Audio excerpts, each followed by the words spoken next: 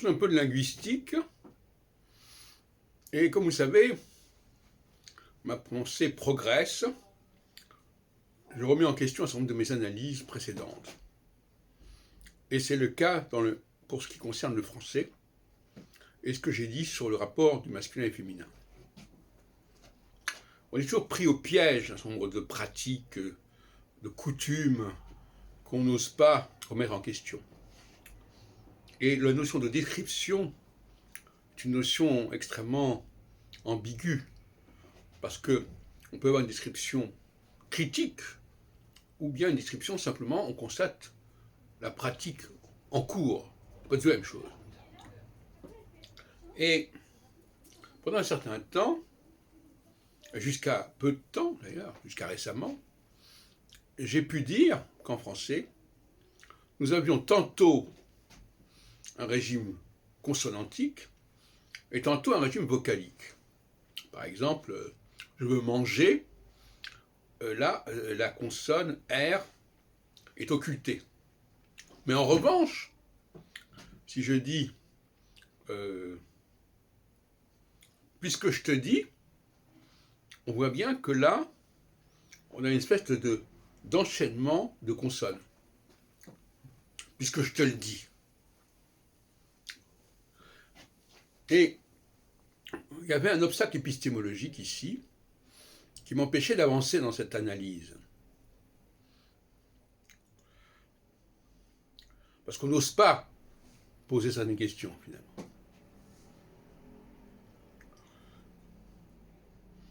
Et j'en suis arrivé à la conclusion, très récemment,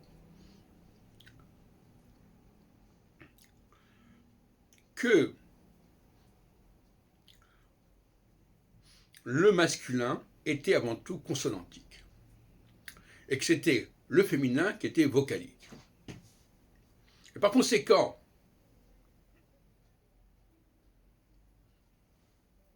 quand je prends l'adjectif grand, eh bien, c'est grand qui est vocalique et grande qui est consonantique, puisque grande fait entendre le D qu'on n'entend pas dans grand. Autrement dit, grand serait la forme féminine et grande la forme masculine. Eh oui, c'est comme ça. Et donc il y a eu une sorte de problème qui se pose à ce niveau-là, parce que c'est quand même relativement simple de comprendre ça. Et je ne l'avais pas compris, je n'avais pas été jusqu'au bout de mon raisonnement. On serait toujours trop tôt. On croit avoir trouvé quelque chose, mais on n'a pas été jusqu'au bout. Donc, les Anglais ont raison. Quand ils disent par exemple intelligent, à un moment donné, je disais c'est une façon féminine de parler le français. Non, c'est la façon française, masculine de parler le français, mais qui a été perdue. Donc par exemple, on doit dire un homme intelligente et une femme intelligent, et pas le contraire.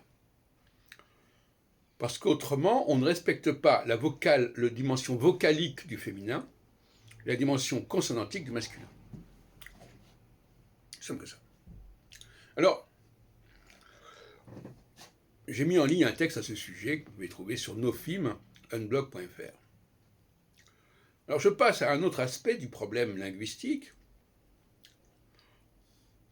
concernant l'hébreu.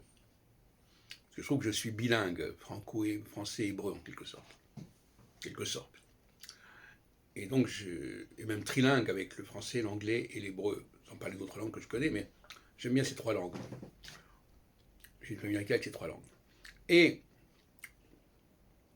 il y a des aberrations aussi en hébreu. Alors, l'hébreu est aussi une langue consonantique par certains côtés. La preuve en est que l'on n'écrit pas les voyelles en hébreu écrit. On n'écrit pas les voyelles en hébreu écrit. Et on les rajoute, en quelque sorte. On les rajoute. Donc on sépare bien les consonnes et les voyelles en hébreu. Et d'ailleurs, le tétragramme, qui est constitué de consonnes, est censé ne pas être prononcé. Et ne pas être prononcé, C'est moi. ça signifie ne pas mettre de voyelle, en quelque sorte.